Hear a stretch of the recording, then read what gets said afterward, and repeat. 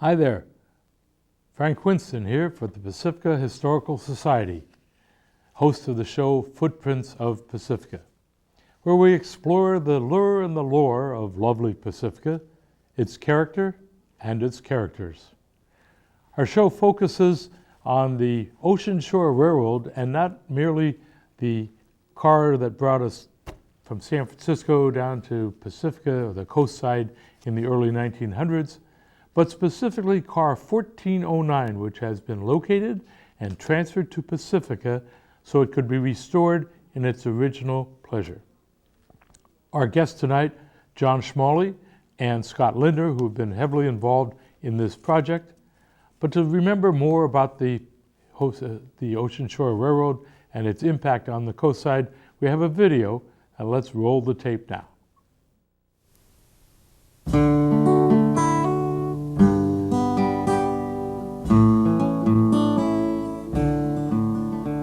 In 1905, before you could drive south on the old coast road, a company was formed and a railroad was born, going where none dared to go.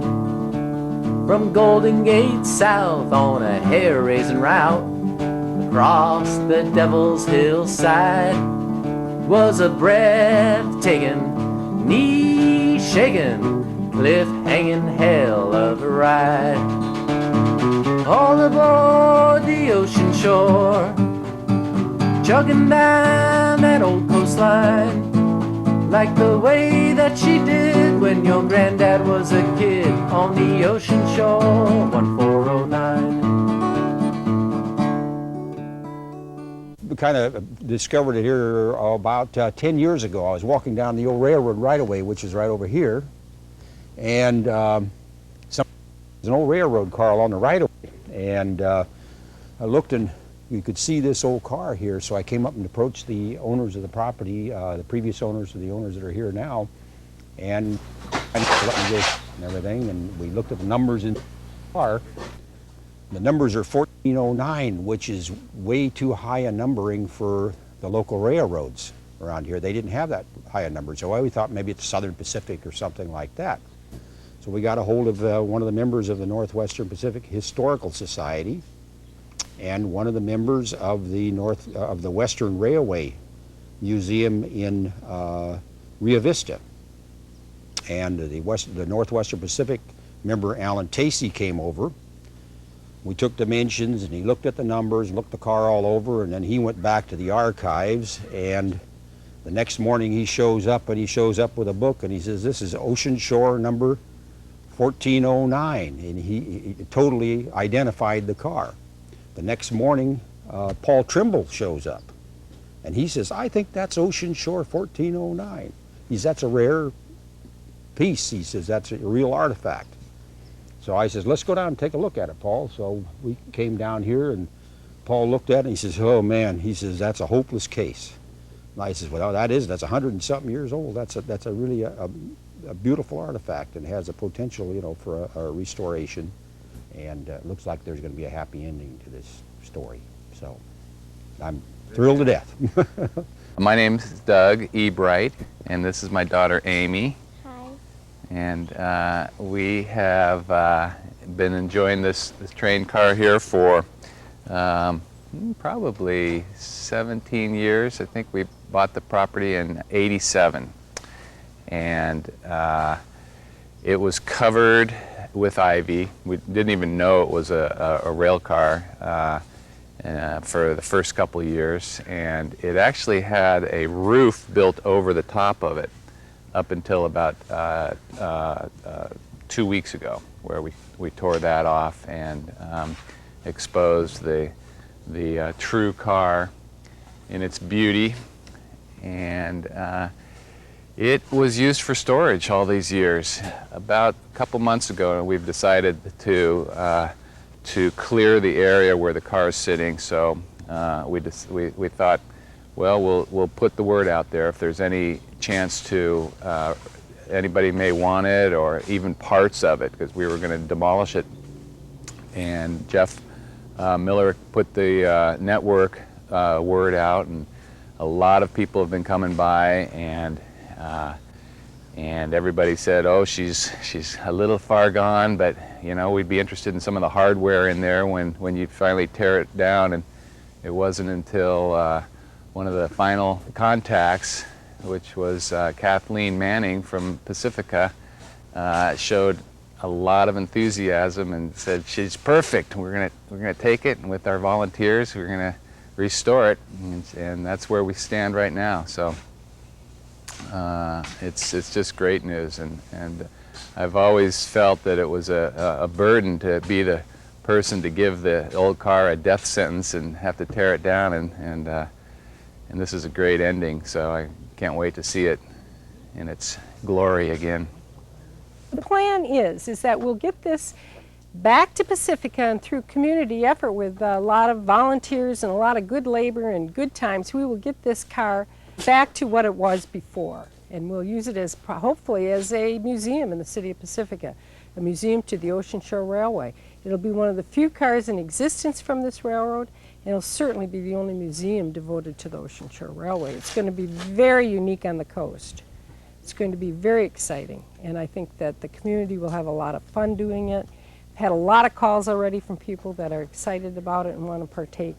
I think it's going to be a real plus and a real happy experience for everyone. Yeah, get that low boy flatbed in here and wheel the pull it around there and get it down to Keep my Pacifica. fingers crossed the truss rod you're hanging under there. Then you got a real baby buggy move, you know. Well, that steel undercarriage is in good shape. It should raise really easily. I think looking at the floor in there, there's steel in that car. The I-beam, which is constructed of steel, is the most important thing because that is what's built. It's for your foundation, and from there you have to go up like a house. And the I-beam is intact. It's in good shape. It hasn't corroded to the point where we're going to have to replace it. We could sandblast it.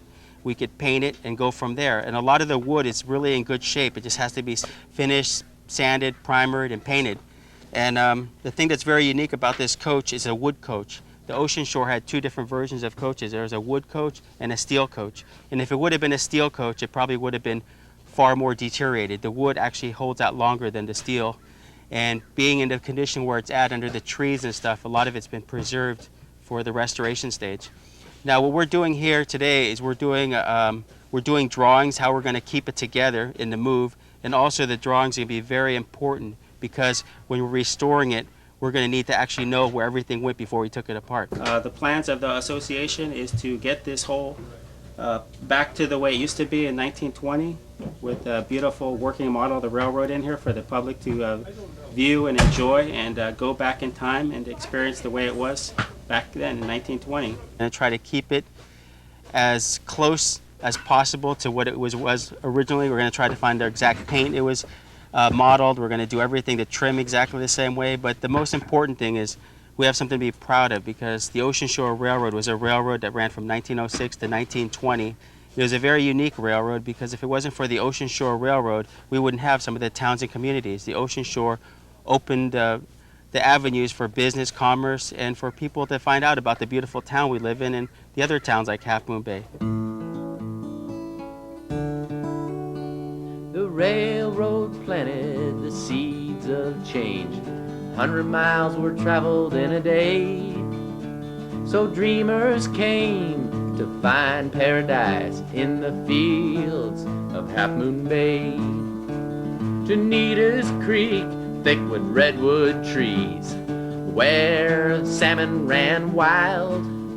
At Duarte's bar, fueled by bootleg drink, traveling bones rested for a while. All aboard the Ocean Shore, chugging down that old coastline, like the way that she did when your granddad was a kid on the Ocean Shore 1409.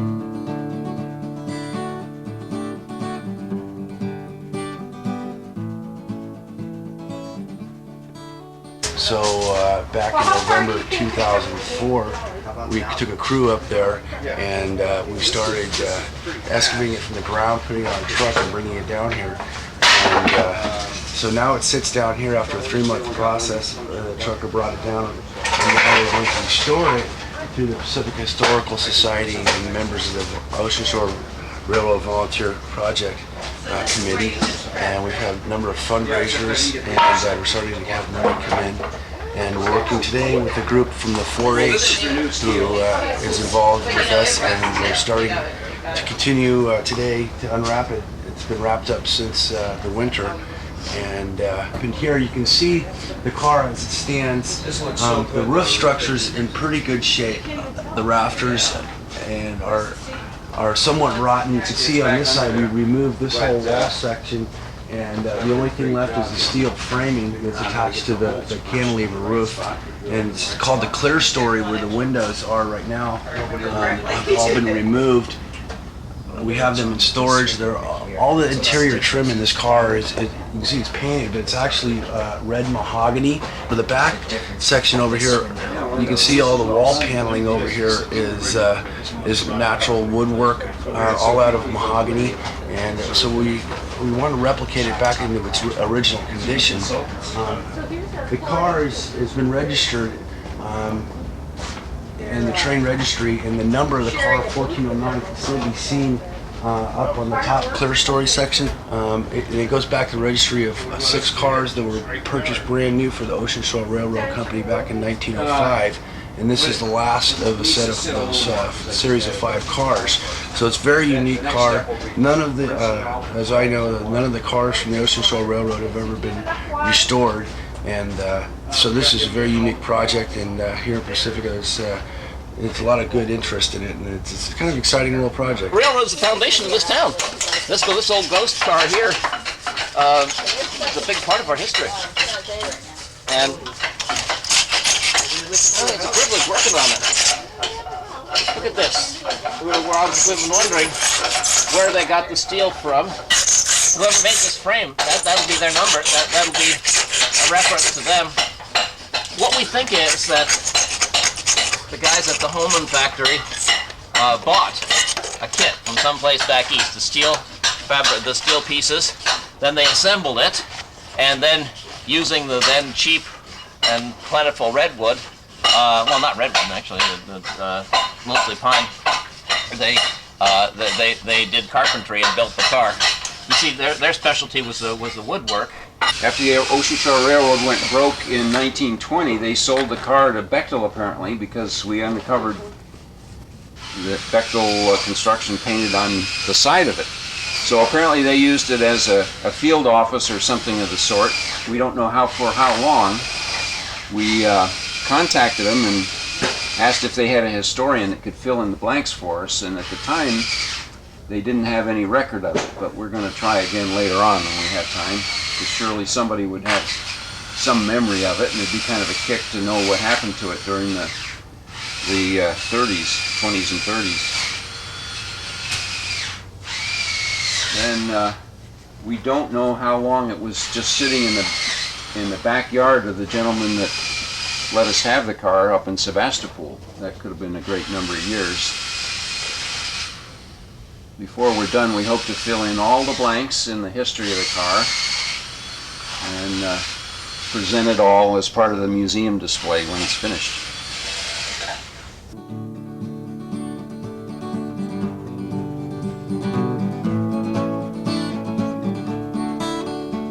But the ocean shore was no match to Southern Pacific's attack.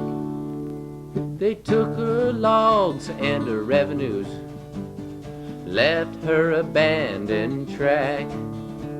So when you drive on the Highway 1, pause to reflect on the view. You're traveling on the ocean shore right of way, dreams that have come true. All aboard, my railroad friends, let's journey down that old coastside, relive that memory of not so long ago on the ocean shore 1409. All aboard, my railroad friends, let's journey down that old coastside, relive that memory of not so long ago on the ocean shore 1409.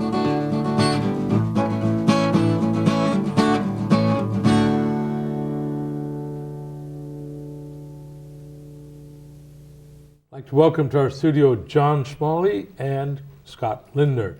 John, you are a railroad buff, but in particular in this particular car, 1409, you had a major role in rescuing it for Pacifica. Could you tell us how that came about? Well, I got email and then a phone call and a rumor, and I went to visit the car with Jeff Millerick, and I took one turn down the driveway and I said, that's Ocean Shore car. There's no doubt. And I knew that some of the institutions did not want the car. So I called the one person I knew from Pacifica that would really get things rolling. That was Kathleen Manning. And she was delighted, and she was lucky to have Scott involved. And from that point on, it got a life of its own. Now, you and Kathleen actually are in the same kind of business in a Right. different location. What's that?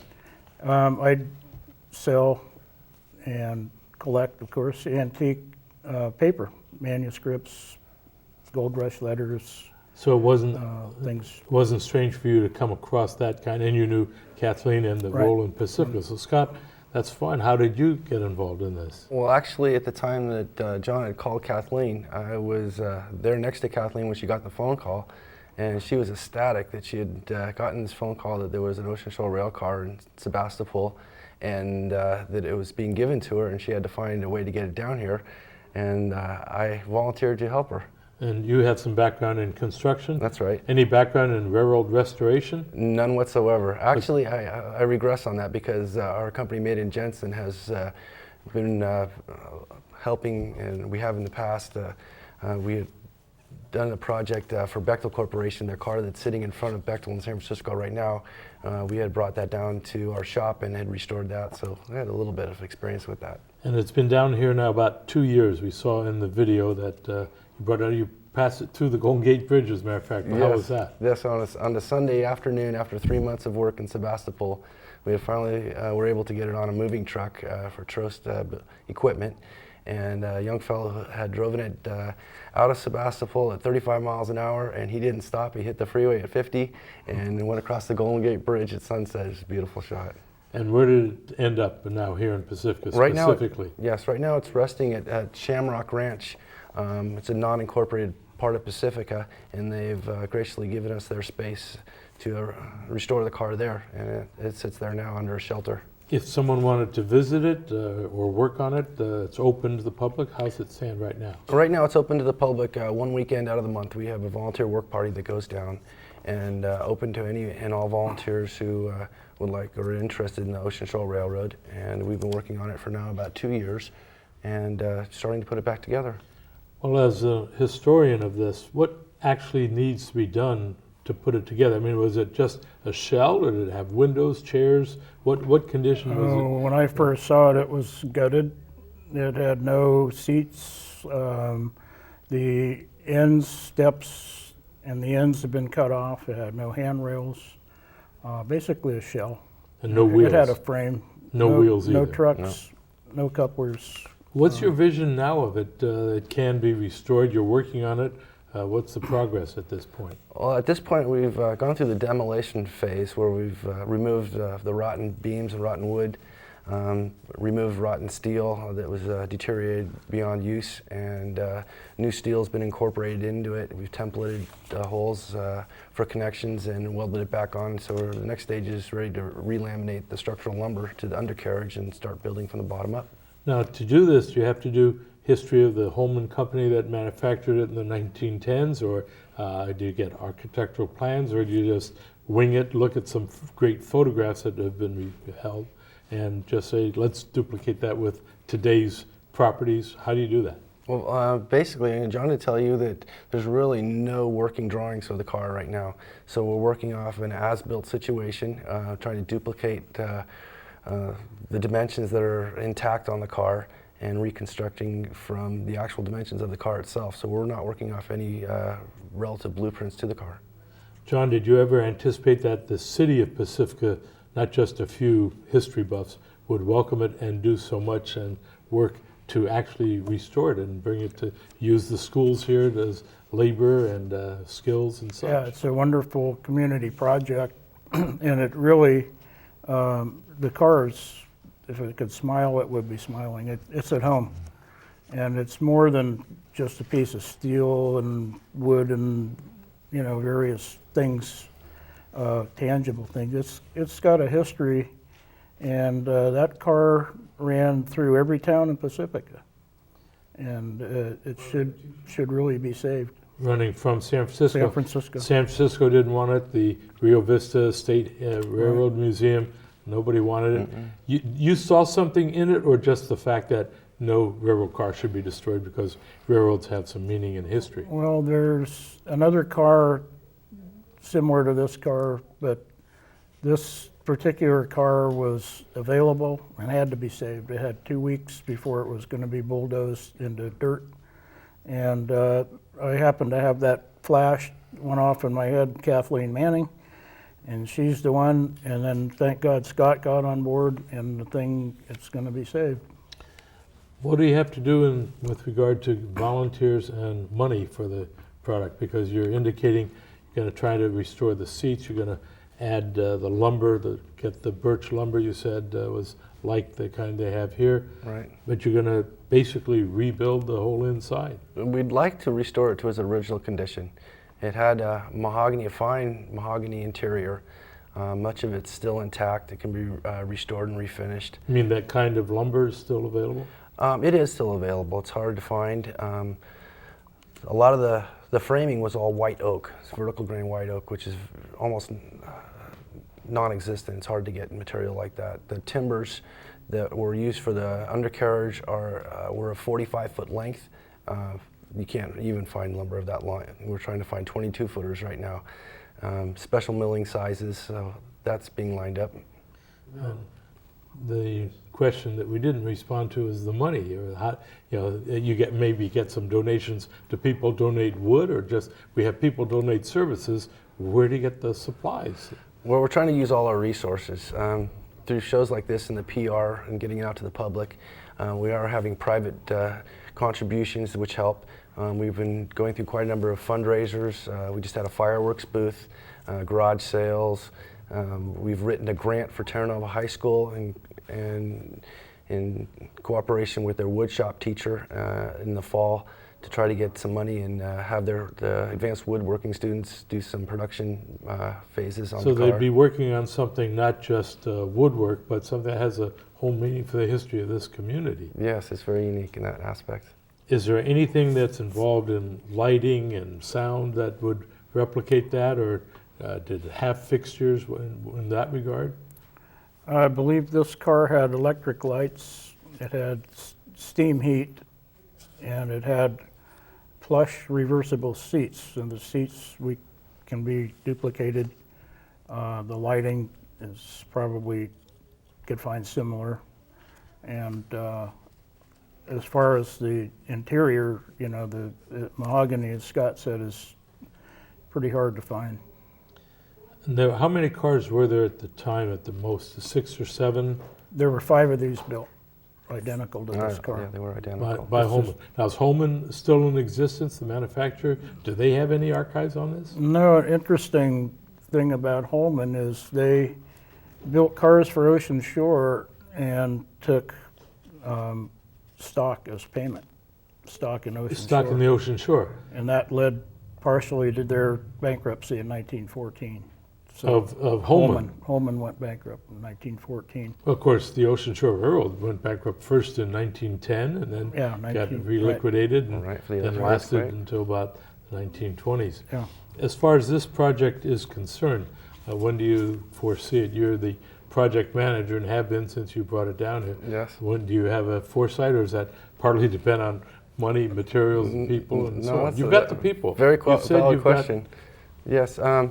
Randy Hees is director of Ardenwood on the other side of the Dumbarton Bridge. They've restored cars, and professionally he came to one of our first meetings and prepared us to the fact that their car took 9 years and $300,000 to complete.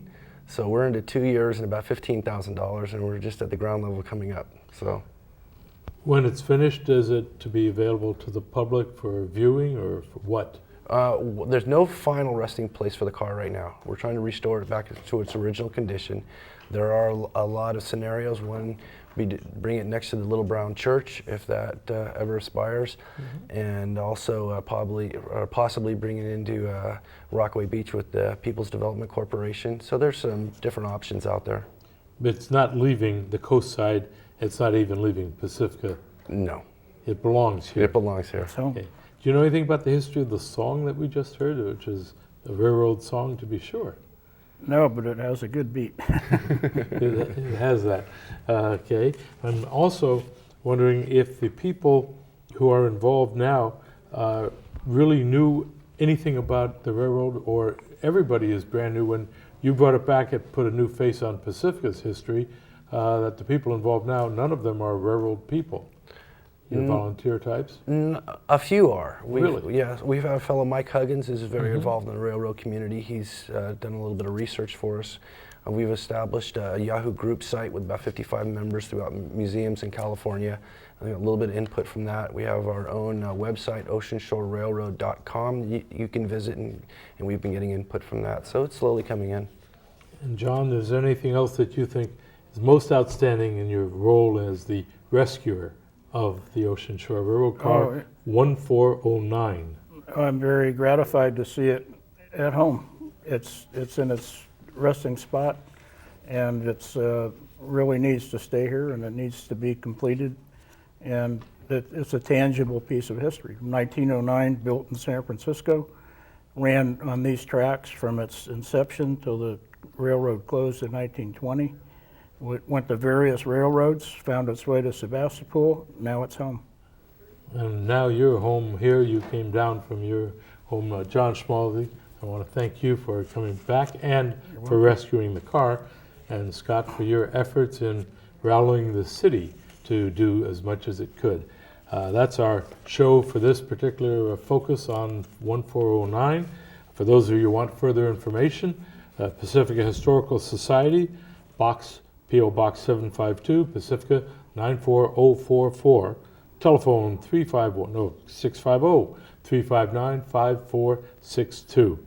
Have a website, www.pacificahistory.org. So we appreciate your watching the show, and we're going to close now, but remember that lives of great men all remind us we can make our lives sublime, and in parting, leave behind us footprints in the sands of time.